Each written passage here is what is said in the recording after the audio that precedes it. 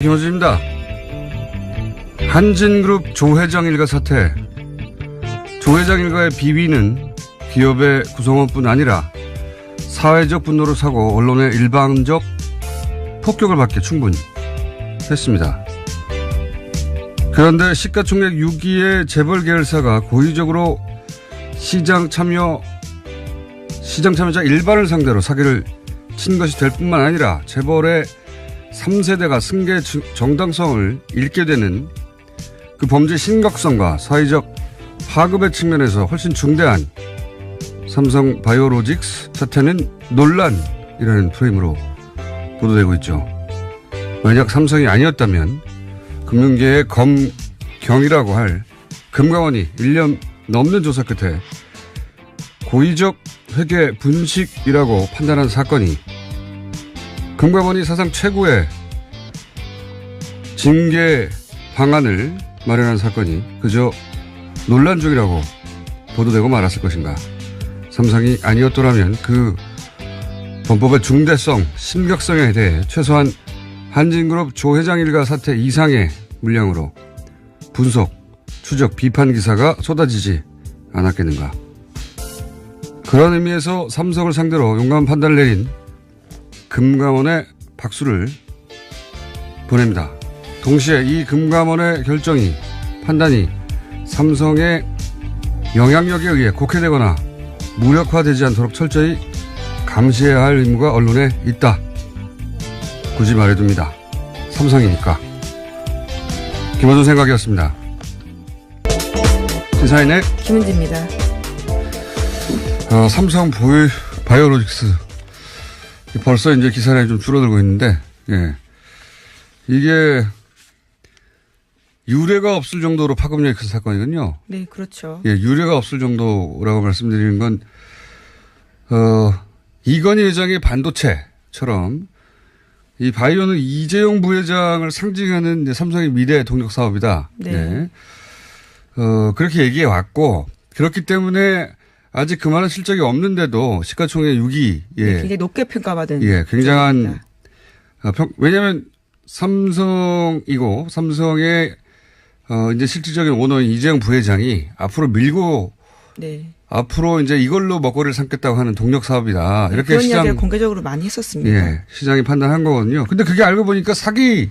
네, 분식회계했다라는 건데요. 분식회가 사기예요. 예, 어려운, 그렇죠. 예. 분식이라는 게. 조작하고요. 예. 화장했다는 뜻이거든요. 분장의 분입니다. 예. 그 분을 발라가지고 예쁘게 만들었다. 화장하는 건 사기는 아닌데요. 네. 금융시장에서 그렇게 하면 분장. 문제가 예. 되는 화장이, 거죠. 예, 예. 화장이 아니고 분장했다는 일본에서 들어온 용어입니다. 분식. 어쨌든 화장을 해서 죄송합니다. 분장을 해서 사기를 쳤다는 거, 사기를 기반으로 했다는 겁니다. 이게 예, 출발으로. 금융시장에서 사기를 출발부터. 쳤다라고 볼 수 있는 건데요. 금융시장에서 사기를 치면 큰 벌을 받습니다. 근데 그게 삼성이 이런 대규모로 쳐버리면 벌을 안 받나요? 게다가 이 사기를 기반으로 삼성그룹 전체에 대한 지배력을 이재용 부회장이 가져간 거예요. 네, 2015년이 굉장히 중요한 때입니다.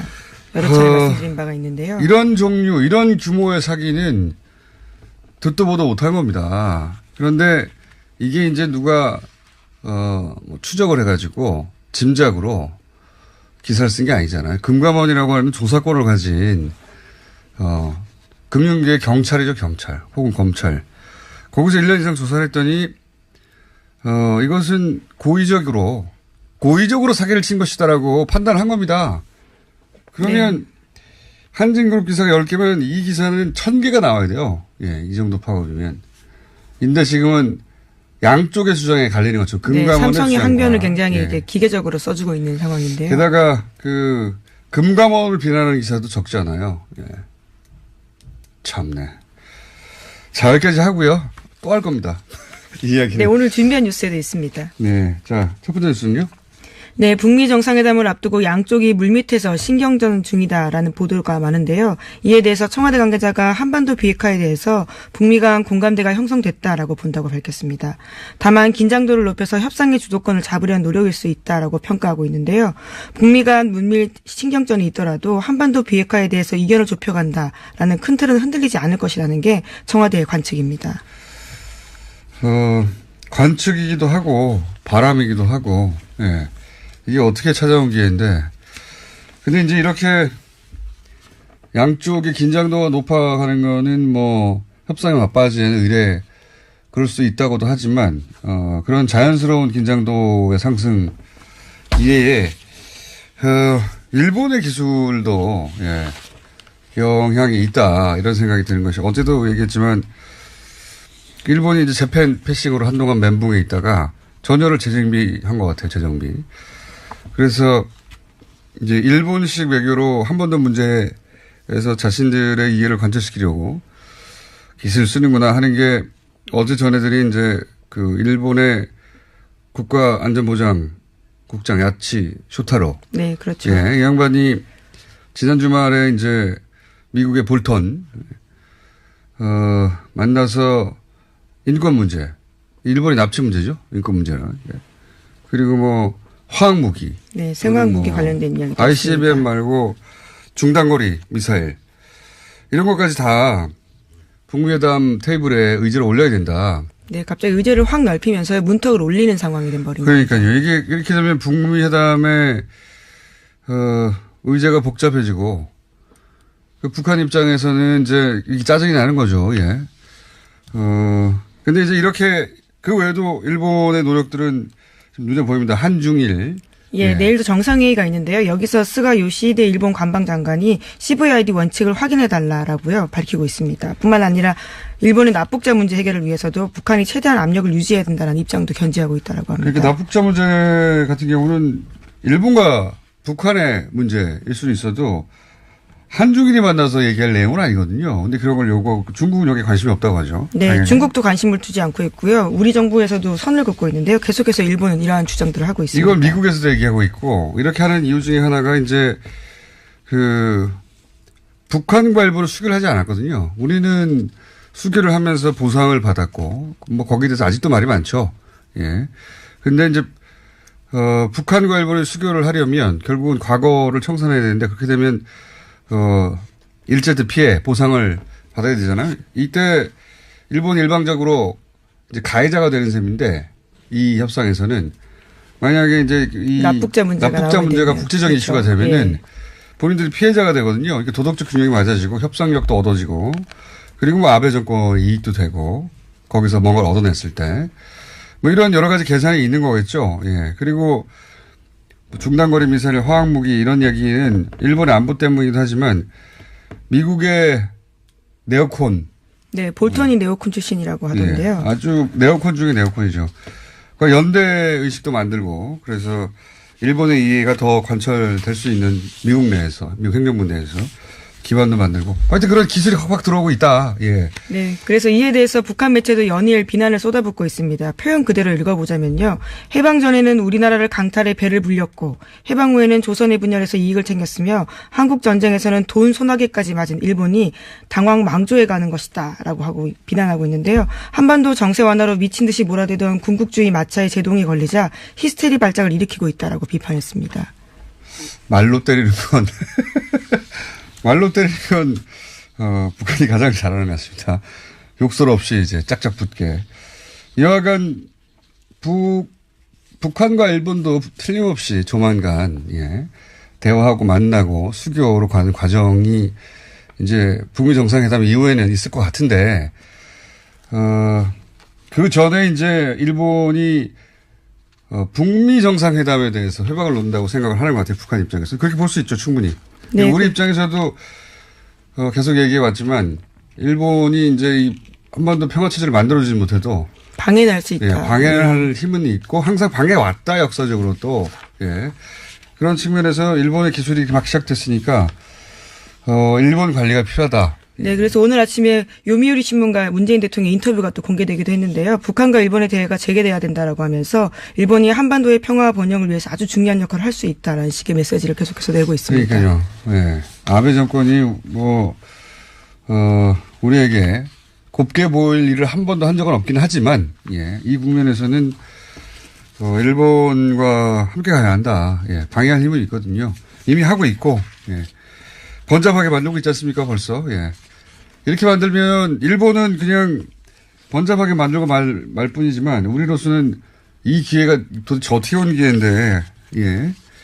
이게 무산되면 혹구형을 내야 됩니다, 정말. 자, 그렇게 되지 않도록, 좋다 싫다를 떠나, 예. 일본한테 역할을 주고 같이 가야 하는 측면이 있다. 예. 그리고 이게 어려운 거죠. 다음 뉴스는요? 네, 북한 고위급으로 추정되는 인사가 중국 랴오닝션 다롄시를 방문했다고 합니다. 북미 정상회담이 임박한 가운데 북중 간 고위급 회동이 이뤄질 가능성이 있다라는 건데요. 중국 정부가 다롄에서 자국산 첫 항공모함의 시험 운항을 앞두고 북한 고위급 인사를 초청했을 가능성이 제기되고 있습니다. 누군지는 모르겠는데, 예. 여기서 누군지보다 더 중요한 것은, 중국은 왜 이러냐. 예. 중국은 3자가 아니라 4자가 되길 원하는 것이고, 4자가 되길 원하는 것 중에 가장 핵심적인, 이제 드러나지 않는 이유 중에 하나는, 만약에 북미 정상회담이 되고, 장기적으로, 북한이 원하는 건 경제 개발, 예. 경제니까요.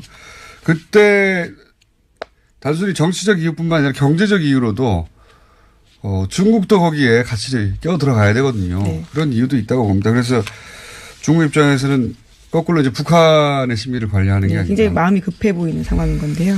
뭐 그런 상황에 복잡하게 동시다발로 쌍방간에 주변 국가 모두와 함께, 예, 이런, 복잡한 외교가 벌어지고 있다. 예. 그런 측면에서 이 뉴스를 보면 될 것 같습니다. 예.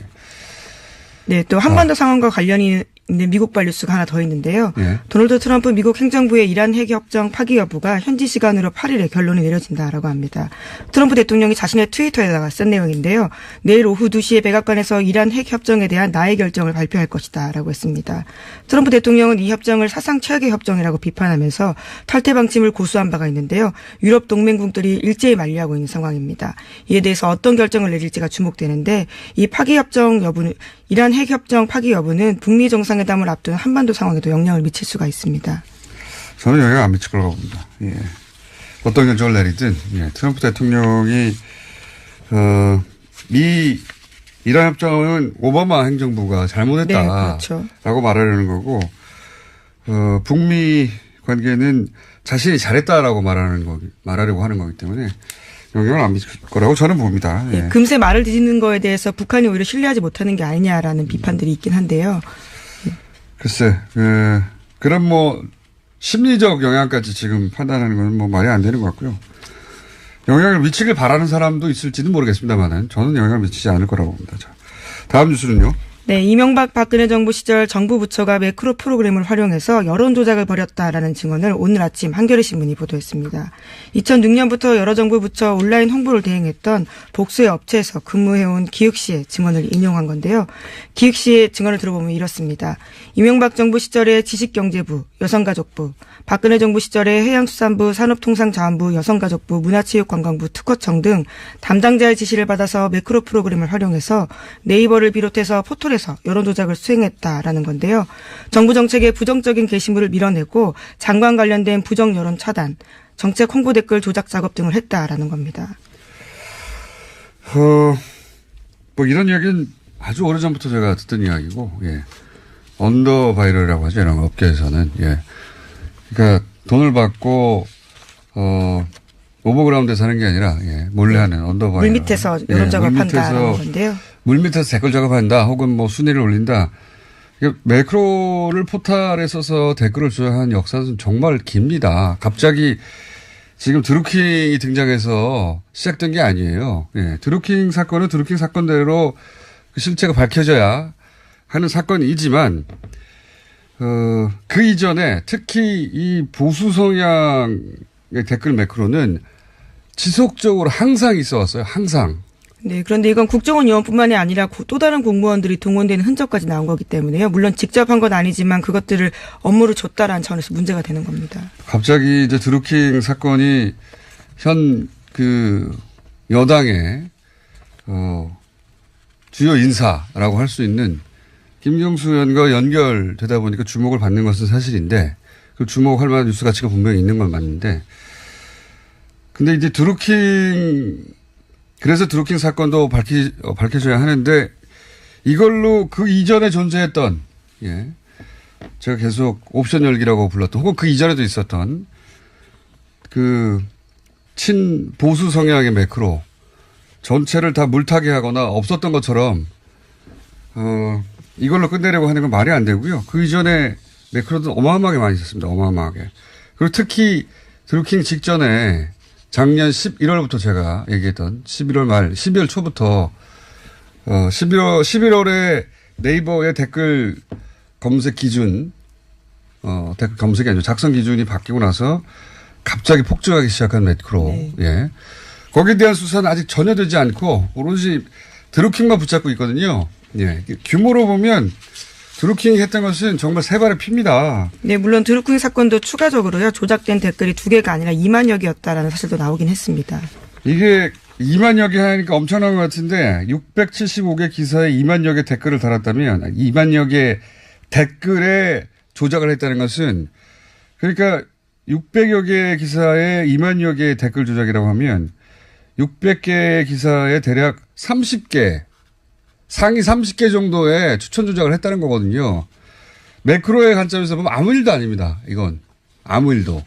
2만 개 하니까 엄청나게 2만 개의 글을 다 자기들이 쓴 것 같지만 뭐 여론 조작은 다 나쁜 거긴 한데요. 물론 나쁘죠. 네, 예. 나쁜데 이게 나쁘다면 이거 거의 그렇죠. 지옥에 보내야 될 정도의 네, 정부 부처가 동원돼서 했다라고 하면 더 놀라운 일인데요. 네. 물론 이에 대해서 관련된 담당자들은 정상적인 온라인 홍보 대행을 맡겼을 뿐 매크로 활용 등은 지시한 바가 없다라고 부인하고 있긴 합니다. 이거는 이제 업체 말을 들어보면 다를 겁니다. 업체에서는 아마도 그게 매크로든 아니든 상관없고 손님만 올려라 이렇게 지시를 받고 네. 돈을 받았을 거예요. 굉장히 자세한 지시들이 있는데요. 왜냐하면 매크로를 쓴다는 건 너무나 다 알려진 일이거든요. 이런 일을 할 때. 지금 갑자기 매크로가 처음 등장한 것처럼 지금 드루킹을 가지고 드루킹 하나만 가지고 얘기하는데 드루킹은 드루킹대로 조사하고 그 이전에 있었던 수많은 매크로들 반드시 밝혀야 됩니다. 이건 뭐 드루킹은 지방선거가 끝나면 거의 잠잠해질 사건이라면 지금 얘기한 일상적인 보수 성향의 댓글 매크로들 누가 했는지 돈은 누가 줬는지 왜 지금까지 있는지는 앞으로 몇 년에 걸쳐서 계속 밝혀야 될 내용이라고 봅니다. 수사하고 취재하고. 자, 시간이 거의 다 됐네요. 예. 네, 삼성 바이오로직스 관련된 소식만 하나 더 전해드리겠습니다. 네. 관련해서 가치 부풀리기 의혹이 있었는데요. 삼성물산과 제일모직 2015년 합병 때였습니다. 그때는 국민연금 실무진들도 합병 보고서를 작성한 바가 있는데요. 바이오로직스 가치를 억지로 부풀렸다고 특검에 진술했다라고 합니다. 삼성 바이오로직스가 어떻게 분식 얘기를 했냐가 아니라 왜 했냐 이게 본질이라고 말씀드렸는데 지금 삼성 바이오로직스 관련해서 이 본질에 가까운 기사를 계속 내고 있는 것은 JTBC입니다. 예. 왜 했냐? 가치를 억지로 부풀리려고 한 것인데 그건 이제 결국은 계속 얘기했던 승계 문제 때문에. 네, 이재용 부회장에게 유리한 합병 비율을 만들려고 했다라는 건데요. 또 나아가서는 이재용 부회장의 상징적인 사업, 이건희 회장의 반도체처럼 그 상징 사업을 그래야 업적이 되는 거 아닙니까? 이재용 부회장이 이렇게 실력이 있다 이렇게 업적이 입증되는 거니까. 실제로 합병도 그때 굉장히 되냐 마냐 말이 많았었는데요. 되는데 굉장히 중요한 부분이었다라고 합니다. 알겠습니다. 오늘 여기까지 하겠습니다. 시사인의 김은지였습니다. 감사합니다.